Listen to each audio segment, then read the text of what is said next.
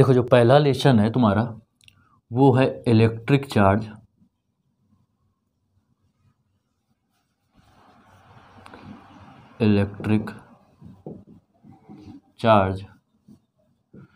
And electric field या field.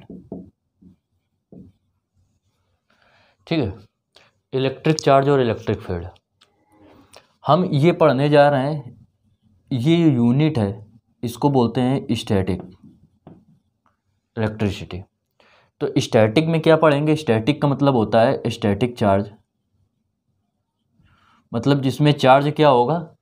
स्थिर अवस्था में होगा, मोशन में नहीं होगा। और जब चार्ज स्थिर होता है, जैसे ये चार्ज दिया गया है, कोई पार्टिकल है चार्ज, तो ये स्थिर अवस्था में है, तो इसका केवल और केवल आपका ये मतलब है कि ये अपने चारों ओर क्या करेगा? इलेक्ट्रिक फील्ड उत्पन्न करेगा। अभी इलेक्ट्रिक फील्ड क्या होता है अभी हम बता रहे हैं, इलेक्ट्रिसिटी क्या होती है ये भी बता रहे हैं।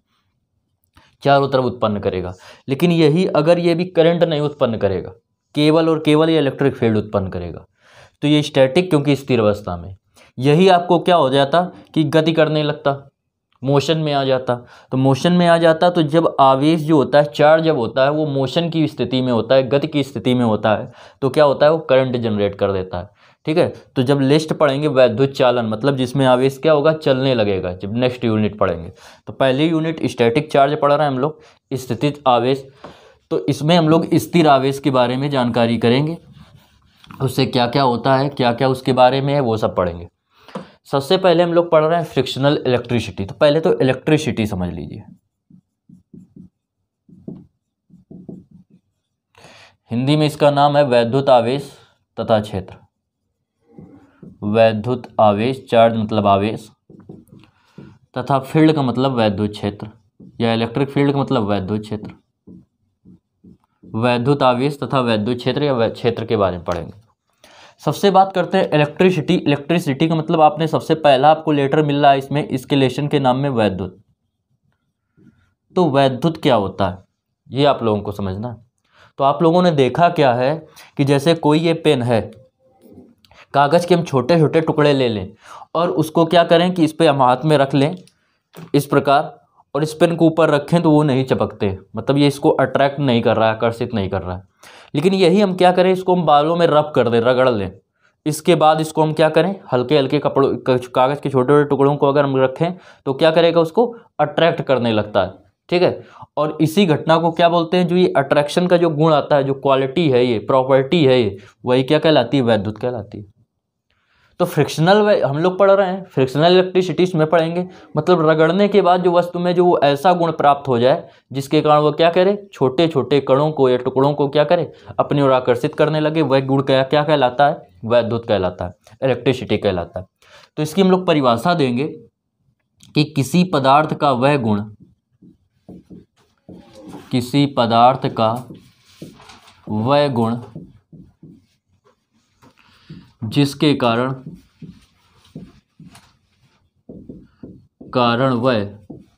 वह मतलब ये पदार्थ, वह छोटे छोटे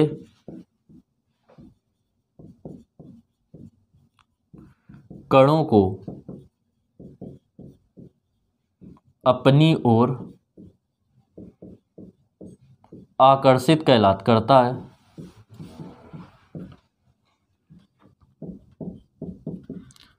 आकर्षित करता है, विद्युत कहलाता है। विद्युत या वैद्युत कहलाता है।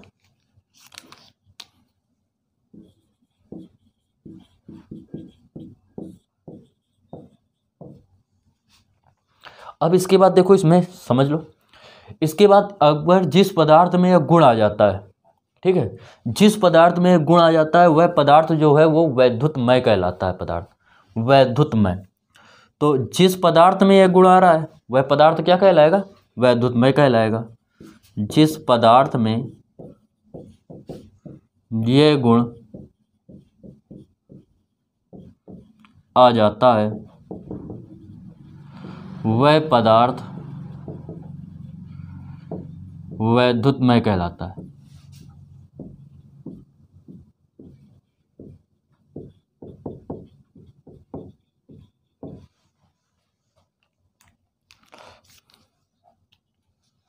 वैद्युतमय या वैद्युत आवेशित कहते हैं।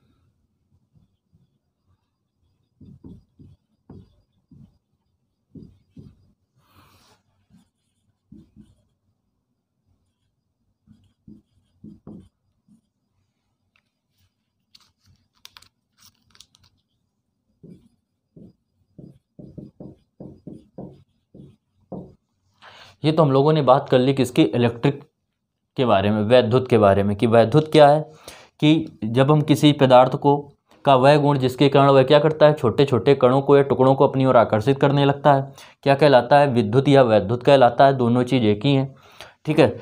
जिस पदार्थ में यह गुण आ जाता है रगड़ने के पश्चात, उस पदार्थ को क्या कहते हैं, वैद्युतमय या वैद्युत आवेशित कहते हैं, ठीक है। अब देखो हमसे अगर कह दें फ्रिक्शनल इलेक्ट्रिसिटी,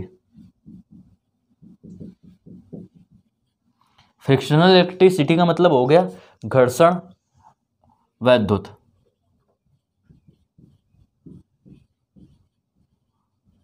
वैद्युत या विद्युत। तो हमें एक गुण जो आया था वो किसके बाद आया था, आफ्टर रबिंग आया था, रगड़ने के पश्चात आया था, ठीक है। तो रगड़ने के पश्चात आया है, तो इसलिए वह अगर आवेश क्या है कि रगड़ने के कारण किसी वस्तु में आ रहा है, वैद्युत जो है किसी आवेश में रगड़ने के कारण आ रहा है, तो उस प्रकार के घर्षण को, उस प्रकार के वैद्युत को क्या कहते हैं, घर्षण वैद्युत कहते हैं या फ्रिक्शनल इलेक्ट्रिसिटी कहते हैं। ये बात हो गई, इसकी बात क्लियर हुई। इसका लिख लो, देखो रगड़ने के पश्चात या घर्षण के पश्चात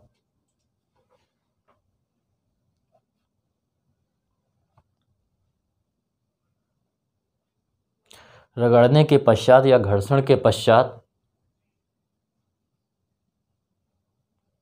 उत्पन्न होने वाले वैद्युत को, उत्पन्न होने वाले वैद्युत को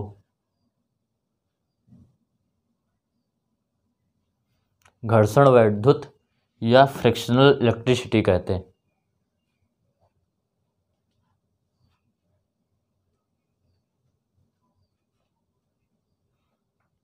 इंग्लिश में कह सकते हैं the electricity developed by rubbing और फ्रिक्शन इज कॉल्ड फ्रिक्शनल और स्टैटिक इलेक्ट्रिसिटी।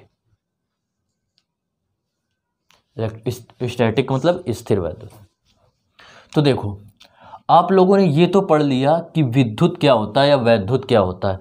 अब आपका नाम दे रहा है, कह रहा है इलेक्ट्रिक चार्ज मतलब वैद्युत आवेश। वैद्युत आवेश क्या होता है, तो इस सब वैद्युत आवेश को समझेंगे हम लोग। वैद्युत आवेश,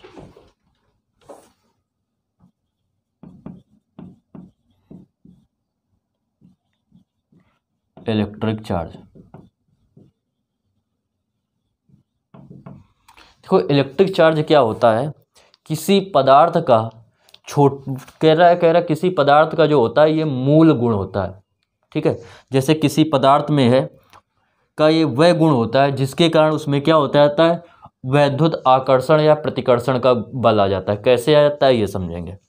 जैसे ये पदार्थ बना, हमें पता है कि प्रत्येक पदार्थ, आप छोटी क्लासों में पढ़ चुके हैं, प्रत्येक पदार्थ जो होता है वो इलेक्ट्रॉन, प्रोटॉन और न्यूट्रॉन से मिलकर बना होता है। प्रोटॉन और न्यूट्रॉन क्या होते हैं, पदार्थ के भीतर उसके केंद्र में एक अति सूक्ष्म स्थान में स्थित होते हैं और इस स्थान को कहते हैं न्यूक्लियस, या इसी को बोलते हैं नाभिक। तो प्रोटॉन और न्यूट्रॉन हो गए इसके नाभिक में, न्यूक्लियस में। जबकि क्या होता है कि जो इलेक्ट्रॉन होते हैं इसके चारों ओर गति करते रहते हैं कक्षाओं में। किस कक्षा में कितने इलेक्ट्रॉन होते हैं ये आपको समझाया गया होगा उसमें, केमिस्ट्री में। तो देखो होता क्या है कि हमने ये जर्नली भर दिए हैं। होता क्या है कि ये इनकी जो इलेक्ट्रॉन का जो मान होता है वो एक इलेक्ट्रॉन पर जो चार्ज होता है, जो आवेश होता है, भी आवेश क्या है उसको बता रहे हैं।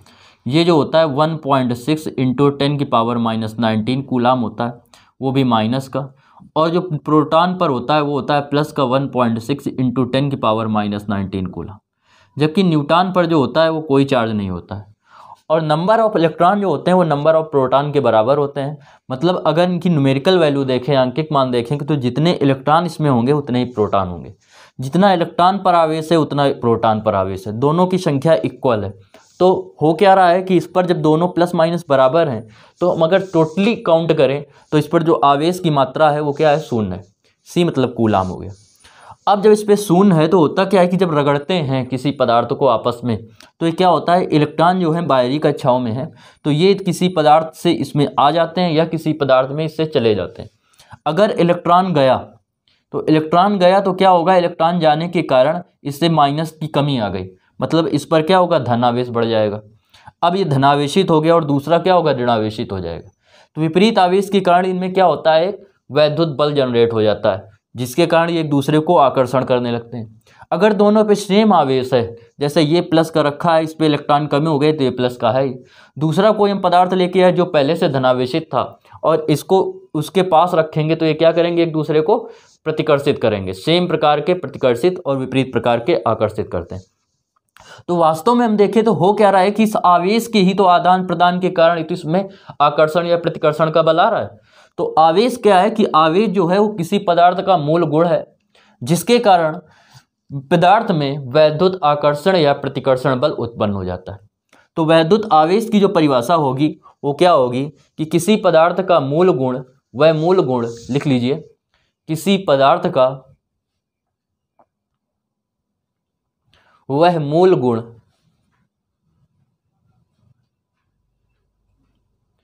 किसी पदार्थ का वह मूल गुण जिसके कारण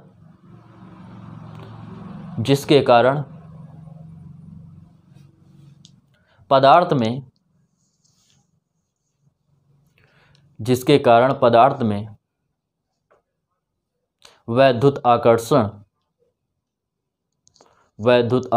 तथा प्रतिकर्षण का बल उत्पन्न हो जाता है, जिसके कारण पदार्थ में वैद्युत आकर्षण अथवा प्रतिकर्षण का बल उत्पन्न हो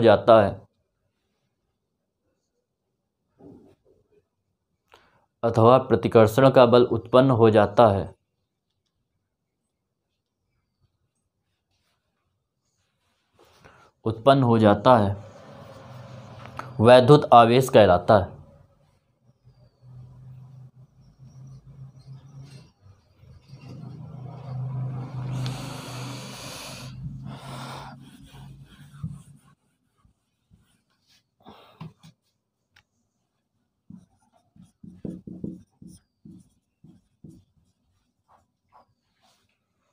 ये जो होती है, ये जो है वो स्केलर क्वांटिटी है।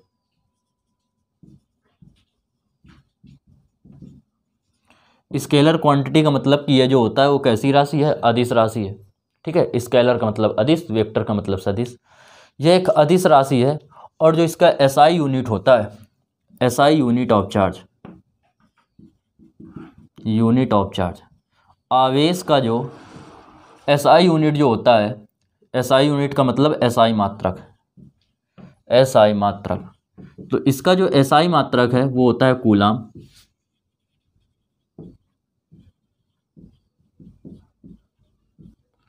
कूलाम होता है। इसकी अगर हम लोग वीमा की बात करें, डायमेंशनल फार्मूले की,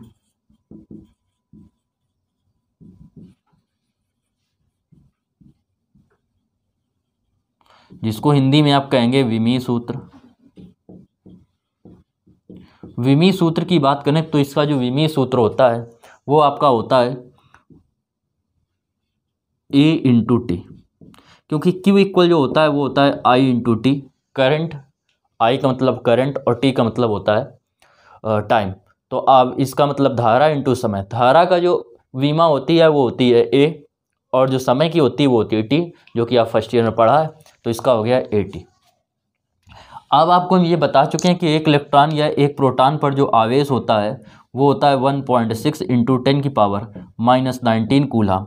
ये किस पर है, चार्ज ऑन एक इलेक्ट्रॉन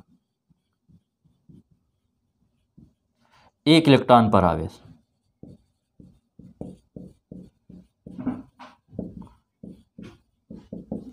अगर हम लोग बात करें एक प्रोटॉन पर आवेश की, एक प्रोटॉन पर आवेश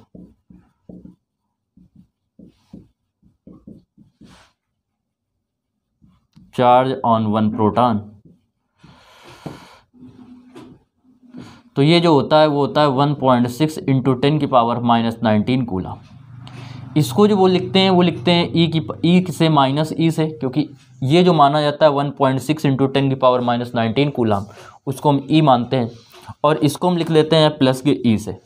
ई से हम इलेक्ट्रॉन को भी लिखते हैं, और ई से हम मूल आवेश मतलब फंडामेंटल चार्ज को भी लिखते हैं, डिनोट करते हैं।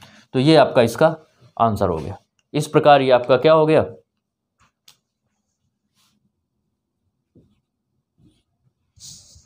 आवेश के बारे में आप लोगों ने इस प्रकार पढ़ा।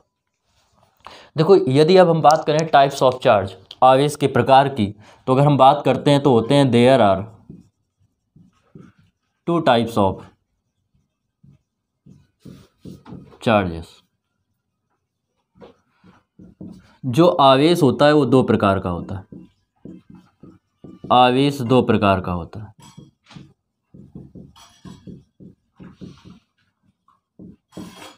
पहले टाइप की बात करें तो जो फर्स्ट होता है वो होता है धनात्मक आवेश, ये हम कह सकते हैं पॉजिटिव चार्ज। और अगर हम सेकेंड टाइप की बात करें तो होता है निगेटिव चार्ज या ऋणात्मक आवेश।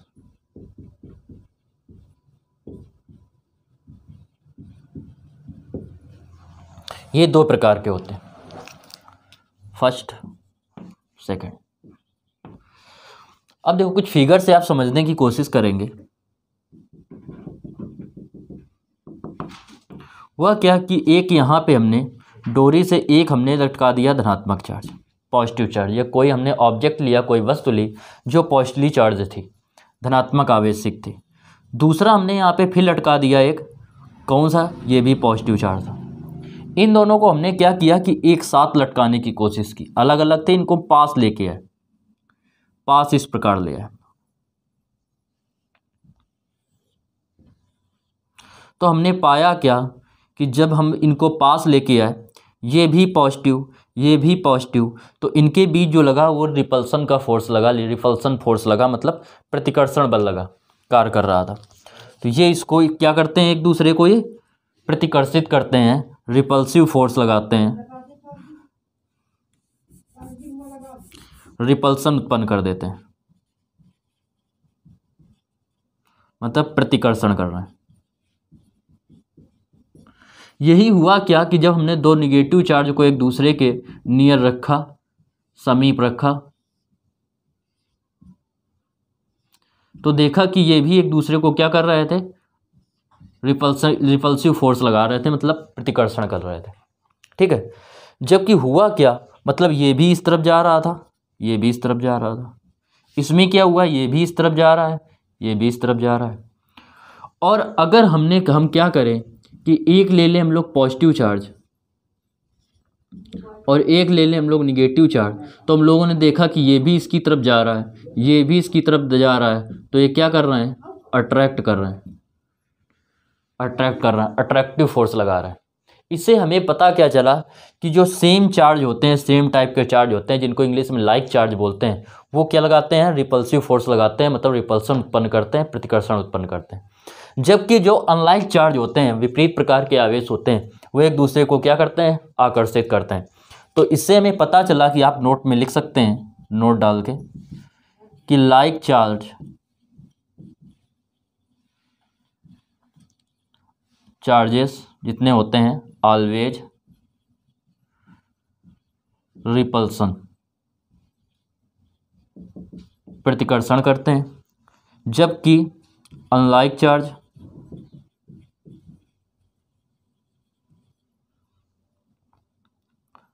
विपरीत जो आवेश होते हैं वो क्या करते हैं, ऑलवेज अट्रैक्ट या अट्रैक्शन उत्पन्न करते हैं, आकर्षण उत्पन्न करते हैं।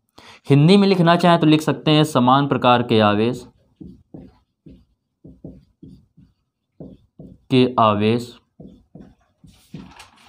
प्रतिकर्षण बल करते हैं या प्रतिकर्षित करते हैं, जबकि विपरीत प्रकार के आवेश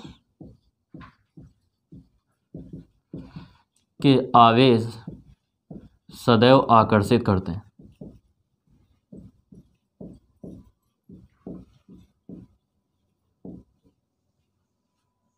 ठीक है, क्लियर हुई है बात। देखो जैसा कि हमने प्रारंभ में आपको बताया था कि ये जो यूनिट है, ये जो चैप्टर है, हम वो पढ़ रहे हैं स्थिर विद्युतिकी या इलेक्ट्रोस्टैटिक्स के अंतर्गत। अब इसको समझ लीजिए कि स्थिर विद्युतिकी क्या होती है।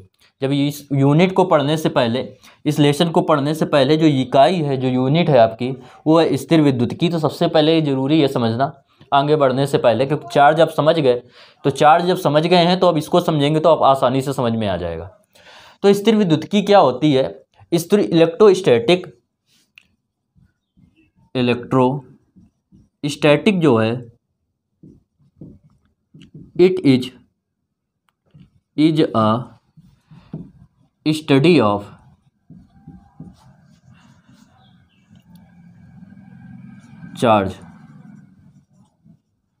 Charges at rest. मतलब ये क्या है? ये जो है इसमें हम अध्ययन करेंगे वो भी किसका? आवेश का। वो भी किस पे? रेस्ट पे, विराम में। तो इलेक्ट्रोस्टैटिक्स के अंतर्गत आप लिख सकते हैं हिंदी में कि इलेक्ट्रोस्टैटिक्स के अंतर्गत विद्युत स्थैतिकी के अंतर्गत, लिख लीजिए, विद्युत स्थैतिकी के अंतर्गत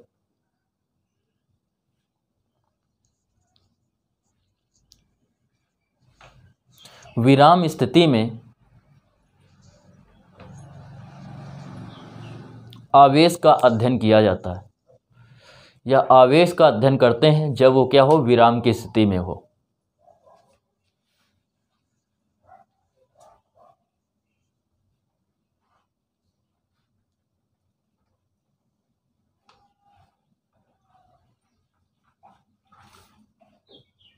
ठीक है, अब इसके अंतर्गत हम लोग क्या पढ़ेंगे? इसके अंतर्गत हमें 3 चीजें मिलेंगी, 4 चीजें। और एक तो हम पढ़ेंगे क्या? फर्स्ट, सबसे पहले इलेक्ट्रोस्टैटिक्स के अंतर्गत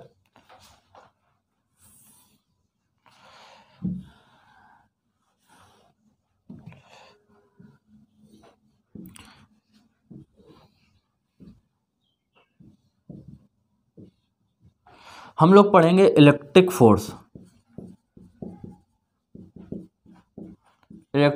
के बारे में पढ़ेंगे। हिंदी में अगर इसकी बात करें तो ये होता है वैद्युत बल। तो इसमें हम लोग वैद्युत, इस यूनिट के अंतर्गत हम लोग वैद्युत बल का अध्ययन करेंगे। इसके बाद अगर सेकंड थिंग बात करें, अगर दूसरी चीज की बात करें तो आता है इलेक्ट्रिक फील्ड।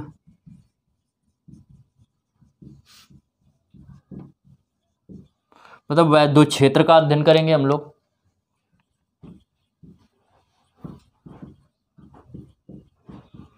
थर्ड की बात करें तो हम लोग पढ़ेंगे इलेक्ट्रिक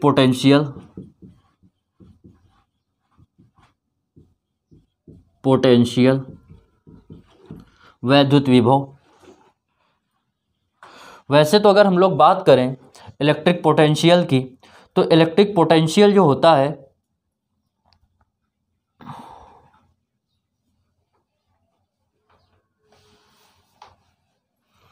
इलेक्ट्रिक पोटेंशियल मतलब वैद्युत विभव होता है। तो वैद्युत विभव जो हम पढ़ेंगे तो इसमें हम लोग पोटेंशियल डिफरेंस पढ़ेंगे। और वास्तव में जो इलेक्ट्रिक पोटेंशियल है वो भी क्या है कि वो पोटेंशियल डिफरेंस ही है। कैसे है, जब इस चैप्टर में पहुंचेंगे तो हम लोग बात करेंगे। ये है वैद्युत विभव। इसके बाद जो पढ़ेंगे वो पढ़ेंगे हम लोग इलेक्ट्रिक कैपेसिटेंस, तब वैद्युत धारिता।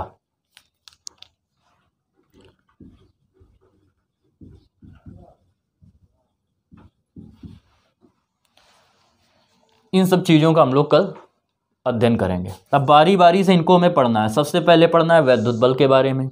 वैद्युत बल के बारे के बाद वैद्युत क्षेत्र, या पहले वैद्युत क्षेत्र पढ़ लेंगे।